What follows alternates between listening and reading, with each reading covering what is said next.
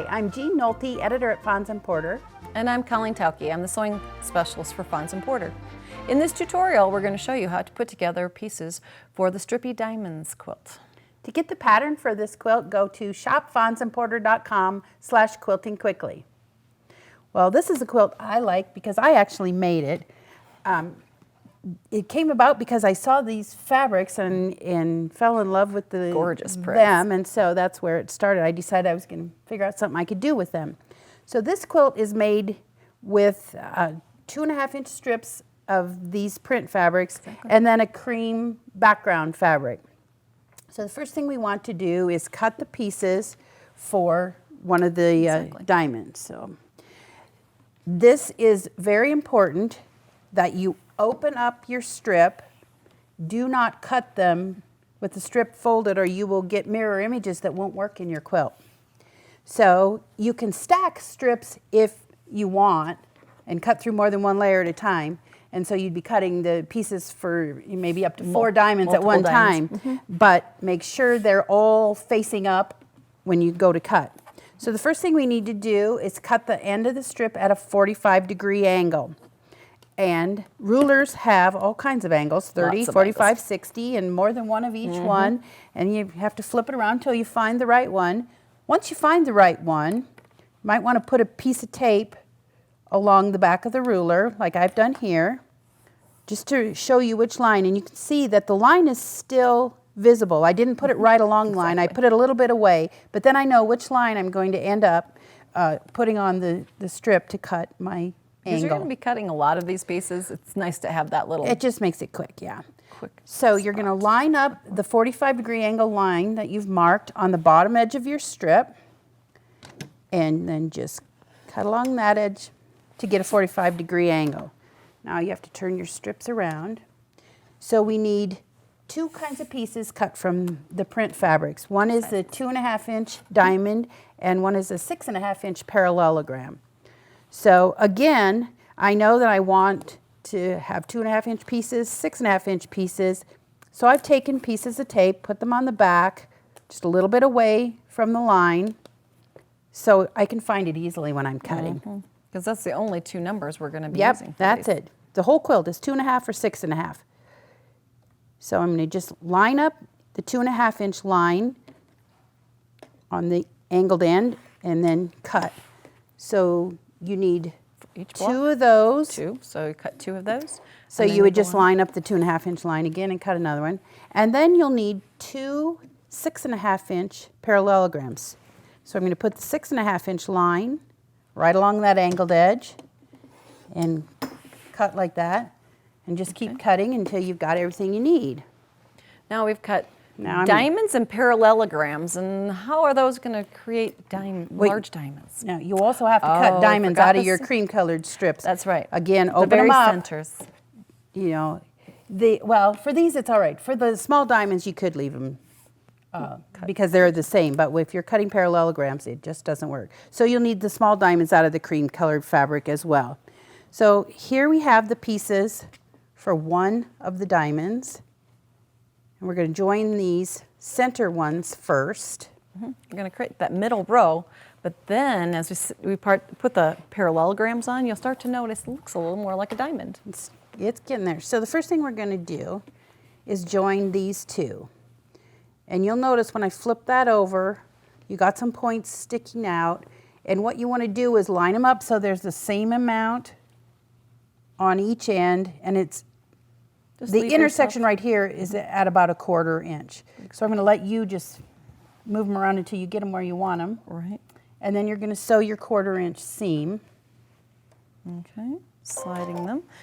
Right where they make that V, where the 2 pieces overlap, is your sweet spot. So look for that when you're sewing your 1/4 inch seam.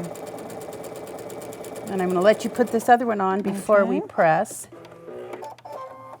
Okay, once you've gotten to that end of that seam, you're going to kind of come out here, and I'm going to show you how to just gently nudge the seam out. We're going to add so the this next one is piece. going to go here. Right. So we're right sides flip that together over and get it lined up and sew that one on. Again, you should try and make those little points about the same on each end. Right, where the two pieces come together is kind of a V. That's where I'm going to start my 1/4" seam allowance. It's kind of a double check. When you line that up along the 1/4" line on your throat plate there, the needle should be hitting right at that V where the two fabrics meet. So now we are going to press this. Gently. You always want to make sure that you're always opening your seam allowances all the way to the seam. Don't leave a fake ditch in there. Yeah. So that we have the whole All right, so I'm going to take it over here. stretched out. Good job. Give it a quick press. In this quilt, you always want to press toward the darker fabric, away from that center diamond, because it's going to make the assembly a little easier later. I like to trim those little dog ears off at this point. Come in here and just use the scissors. Just scissors. You can use a ruler and trim up here a a rotary little bit. cutter if you want to, but it's not necessary. So we're ready to put the next parallelogram Now on. you can So see where the you can see diamonds how are. that's going to be diamonds. So we're going to do the same thing. It's just a longer seam. You've got those same little points sticking out, and again you make them the same on each end, and where this V comes together, where they come together, that should be at your 1/4". Okay. Make sure you adjust them as you get them under the machine. Things, when you go from your cutting space to your sewing area, sometimes they slide a little bit. Now you could put a pin or two in there if you wanted to, but it really, the fabrics pretty well hold together. And because we cut these off of strips, the straight of grain It's a nice lengthwise is string, running too, with yeah. you so Yeah. that you don't have that fight and stretch. All right. Okay, So I think we can put the other one on before we press again. Okay, like this. So this one Construction is going of to a go diamond. right here. So I think you're going to want to flip it that way, and you'll have to line them up a little bit. I'm not sure I got that quite right. for you. Slide, just use your fingers just to nudge it just a little bit so we can get it under the machine. Again, straight of grain is on the top so that the presser foot won't stretch it out of shape. No. That's just a nice little tip to always have that straight of grain on the top so you don't get a distortion. All right. So we're ready to give that a quick press. We have created a diamond. Look at that. Yeah. So this one, we're going to just press again away from that center diamond. Yep, same direction. So there we have our finished diamond. Okay, so you would do that with all of your fabrics, make a diamond of each one, and that's what I did. I like to sew assembly line and make all my diamonds first and then start putting them together. You're doing that technique over and over again, you get more efficient at it, so you may as well stay with the same piecing Right. all the way through. So now we have to cut some large diamonds that will be the same size as the piece diamonds that we made, and these go in between them in the quilt. So the first thing we're going to do here is trim it at a 45-degree angle, and I've still got that mark on my ruler. I make sure that all of this, the little holes in that along the selvage are not included In your block. in the piece. I'm getting all of that cut off, so that goes away.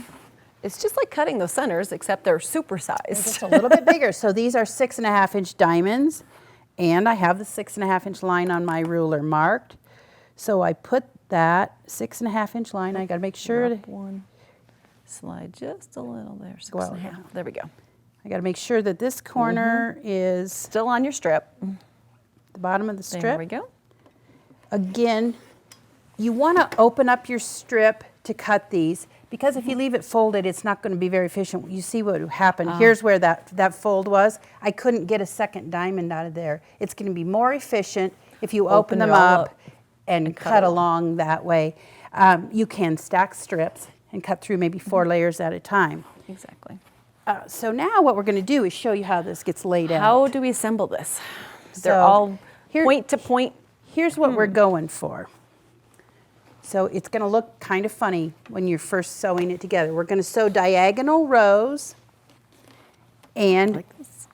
we're going to have some jagged edges when we sew the rows together. This is where following the diagram and the pattern is really important. Let's see here. We're going to need That one in?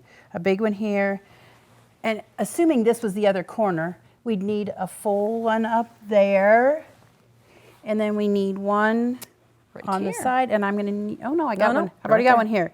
So you would sew this in diagonal rows and join the rows. So once you get all your rows put together, the last thing you want to do is cut off all the jagged edges on the sides. Right now it looks like it has fringe. Yeah, and so on the top, we're going to take the 1/4-inch line of your ruler and just put it right along the very tips of these diamonds and then cut along the edge. That'll leave you your 1/4-inch seam allowance. Then you're going to do the same thing on the sides, put the 1/4-inch on the point of the diamond and cut a 1/4-inch outside of it. Once you're done with that, all you have to do is add your borders and your quilt top's finished. Exactly. Diamonds from strips. Thanks for joining us today.